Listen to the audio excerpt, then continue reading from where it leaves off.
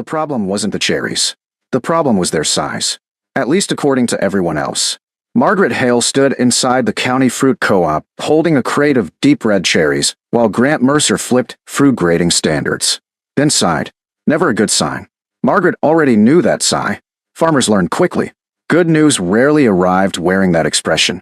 Grant picked up a cherry, turned it over, measured it against a grading template, then set it back down. Silence. Long silence. Finally, Margaret. She folded her arms. What? Grant looked genuinely uncomfortable, which somehow made things worse. These won't grade. Silence. Absolute silence. Margaret stared. What do you mean they won't grade?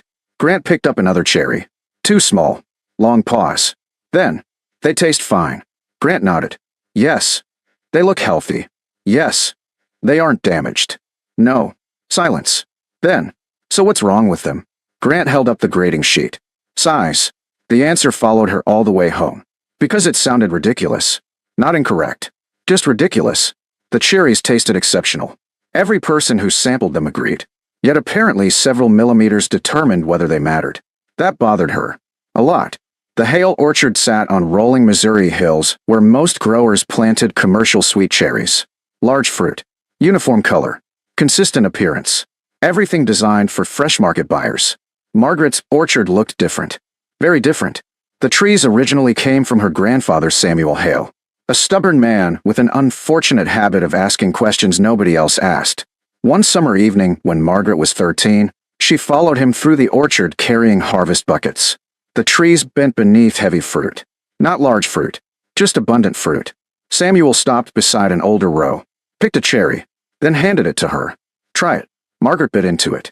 The flavor exploded immediately. Rich, sweet, complex. Nothing like grocery store cherries. She frowned. That's good. Samuel smiled. Yes. Long pause. Then why don't stores sell these? Samuel looked across the orchard, then shrugged. Because stores sell appearances. That answer stayed with her. Because over time she noticed something. Markets often rewarded what looked good, not necessarily what tasted good. The distinction mattered. Years later, after Samuel passed away, Margaret inherited the orchard, along with decades of notebooks, harvest records, weather notes, grafting experiments, everything. One variety appeared repeatedly throughout Samuel's records. A small fruited cherry line he'd spent years preserving. Flavor exceptional. Yield reliable. Market difficult. The phrase appeared over and over. Market difficult. Most growers would have seen a warning. Margaret saw potential, so she kept the trees. The county immediately decided she'd made a mistake. Naturally. At the diner, Dale Harper created material instantly. Good news, everybody. Rick Harlow looked up. What? Margaret's growing bird food. Laughter spread through the room. Margaret kept drinking coffee, ignoring them. Mostly. But privately. The comments bothered her. Because orchards require patience. Years of patience. Nobody enjoys hearing that years of effort produced bird food. The first few harvests remained frustrating. The trees performed beautifully. The fruit tasted remarkable. Customers loved it. Yet larger buyers remained uninterested. Every conversation eventually reached the same conclusion. Too small. Too small. Too small. The words followed her everywhere. One autumn evening, Emily Hale sat across from her at the kitchen table. Production records covered every available surface. Yield reports. Packing records. Sales summaries. Everything. Emily looked around. You're doing it again. Margaret looked up. What? The papers. Silence. The papers? That means you're thinking. Long pause. Then, yes. Emily sighed. Dangerous. Very dangerous. What kind of thinking? Margaret pointed toward the records. Cherries. Emily immediately looked nervous. Because cherry thinking usually ended with experiments. And experiments usually cost money. Bad cherry thinking? Margaret smiled slightly. Maybe. The next season produced the largest harvest yet, which somehow made everything worse. Because now she possessed even more fruit nobody wanted. At least according to conventional buyers. One morning, she loaded sample crates and drove back to the co-op. Mostly because she hoped something had changed. It hadn't. Grant Mercer looked at the cherries. Then looked at Margaret. Then sighed. Again. Still too small. Silence. Margaret stared. Seriously? Grant nodded. Yes. Long pause. Then, what do I do with them? The answer arrived immediately. Processing. Margaret frowned. Processing. Grant nodded. Juice. Concentrate. Industrial use. Then he shrugged. Waste stream if necessary. Silence. Absolute silence. Margaret blinked. Waste. Grant looked uncomfortable. Not literally. Long pause. Mostly. The drive home felt twice as long. Waste. Bird food. Processing grade. The labels piled up. Years of careful work reduced to categories created by people who never tasted the fruit. That evening Margaret stood beneath the trees watching wind move through leaves. The orchard looked beautiful. Heavy fruit glowed beneath sunset light. Emily found her there. You okay? Margaret laughed once. Not because anything felt funny. Because otherwise she might have been angry. The co-op thinks I grew industrial waste. Silence. Emily blinked. What? Processing grade. Long pause. Then, that might be the dumbest thing I've heard this month. Margaret looked toward the orchard, then shrugged. Maybe, but privately. Doubt arrived. Because buyers weren't exactly lining up. A few roadside sales helped. Local customers bought some. Restaurants purchased limited quantities. Nothing substantial. Nothing enough. Months passed. Then another season. Then another. The cherries remained excellent. The market remained disappointing. One July morning Margaret stood beside stacked harvest bins wondering whether everyone else had been right all along. Then she heard a truck. Not local. Definitely not local. A dark delivery truck rolled slowly down the orchard lane. Out-of-state plates. Road dust covered the sides. The vehicle looked like it had traveled a very long way. It stopped beside the loading area. A man climbed out. Tall. Silver-haired. Travel-worn. He looked exhausted. Like he'd spent the entire day behind a steering wheel. Then he looked toward the cherry bins. And smiled. A real smile. Not the polite kind. Not the business kind. The kind people make when they've finally found exactly what they were searching for. He walked toward Margaret. Extended his hand. My name's Henry Lawson. Margaret shook it. Nice to meet you. Henry picked up a cherry. Examined it carefully. Then tasted it. His eyes widened immediately. He ate another.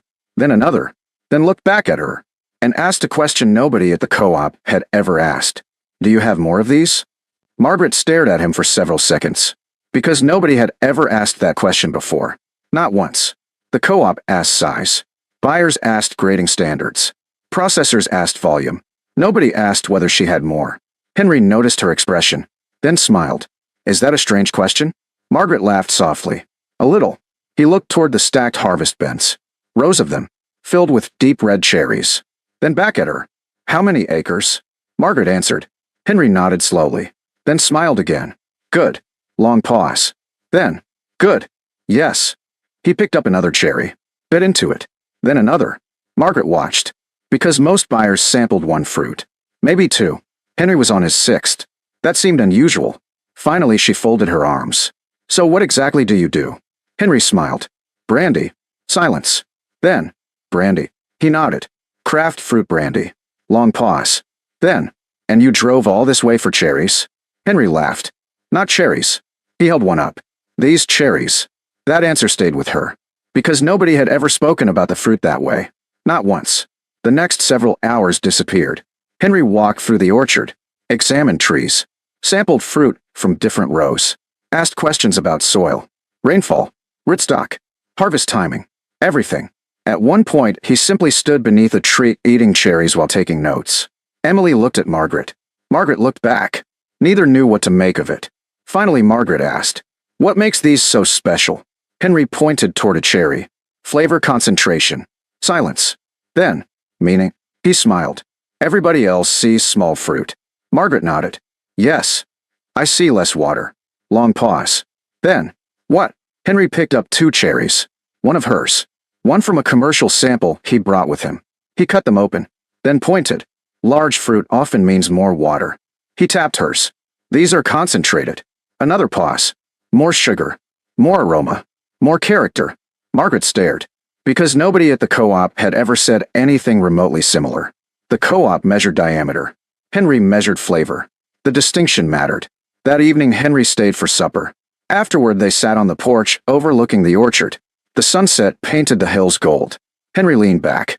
Do you know what your problem is? Margaret laughed. Apparently, everybody does. He pointed toward the orchard. You've been talking to produce buyers. Silence. Then. So. Produce buyers sell appearance. The answer lingered. Because it sounded exactly like something Samuel would have said. Henry continued. They want uniformity. They want visual appeal. They want shelves. He picked up another cherry. I want flavor. The next morning, he loaded coolers with samples. Then handed Margaret a business card. Give me 3 weeks. She frowned. For what? Henry smiled. To prove something. Then he drove away. The county loved the story. Naturally. At the diner, Dale nearly spilled coffee. A brandy maker? Margaret nodded. Yes. Silence. Then. No. Yes. No. Yes. Rick looked over. You expect us to believe somebody drove 8 hours for processing cherries? Margaret shrugged. Doesn't matter. What? He already drove. That answer irritated Dale immediately. 3 weeks passed. Then 4. Then 5. Nothing. No calls. No letters. No contracts. By the 6th week, Margaret started feeling foolish. Maybe Henry simply enjoyed fruit. Maybe the county had been right all along. Maybe everyone had been right. One evening, she stood beneath the orchard watching sunlight fade across the hills. Emily walked over. You thinking? Margaret nodded. Yes. Bad thinking. Long pause. Maybe. Then headlights appeared at the end of the lane. A familiar truck rolled slowly toward the farm. Emily sat up immediately. Margaret stood. The truck stopped. Henry climbed out carrying a thick folder. And unlike last time, he wasn't smiling. That worried Margaret immediately. Because people usually smile when bringing good news. Henry walked toward her. Then suddenly burst out laughing. A huge laugh. The kind people make when they're genuinely excited. You have any idea what you've grown? Margaret blinked. Cherries. Henry shook his head. No. He spread papers across the truck hood. Laboratory analyses. Fermentation reports. Distillation notes. Flavor evaluations. Production projections. Page after page. Henry pointed to one report. Exceptional sugar concentration. Another. Outstanding aroma retention. Another. Remarkable distillation character. Margaret stared. Because none of those words meant much to her. Henry noticed. Then simplified. Your cherries make extraordinary brandy. Silence. Then. Oh. Henry laughed again. That all you've got? Margaret shrugged. I don't know anything about brandy. Fair. Then he handed her a contract. She looked down. Read the numbers. Stopped. Read them again. Then again. Because surely she'd misunderstood. Surely. This can't be right. Henry smiled. It is. Silence. 3 times. Yes. Long pause. 3 times processing prices. Henry nodded. Yes. Every bushel? Yes. More silence. Then. You want all of it. Henry smiled. If you'll sell it. Emily nearly dropped the paperwork. Margaret simply stood there. Because the offer wasn't good. It wasn't even excellent. It was transformative. The words processing grade disappeared instantly. Completely. Gone. The first shipment left 2 weeks later. Then another. Then another. Refrigerated trucks rolled into the orchard and loaded every harvest bin she could fill. People noticed immediately. Of course they did. Because unfamiliar trucks arriving repeatedly at a farm everyone mocked tends to attract attention. At the co-op, conversations changed quickly. Who's buying her cherries? Some brandy company. Paying premium prices. No way. Yes way. Grant Mercer hated every minute of it. Especially when Henry walked into the co-op one afternoon. The room fell silent. Grant looked up. Yes. Henry smiled politely. You're the man who called those cherries processing waste. Silence. Nobody moved. Grant shifted uncomfortably. Well, Henry nodded. I wanted to thank you. Grant blinked. Thank me. Henry smiled wider. Yes. Long pause. Why? Henry looked around the room. Then pointed toward the Hale orchard beyond town. Because if everybody understood their value. He shrugged. I never would have gotten them. Nobody laughed. Not one person. 5 years later, the orchard doubled. Then expanded again. Other specialty buyers appeared. Preserve makers. Artisan beverage producers. Premium food companies.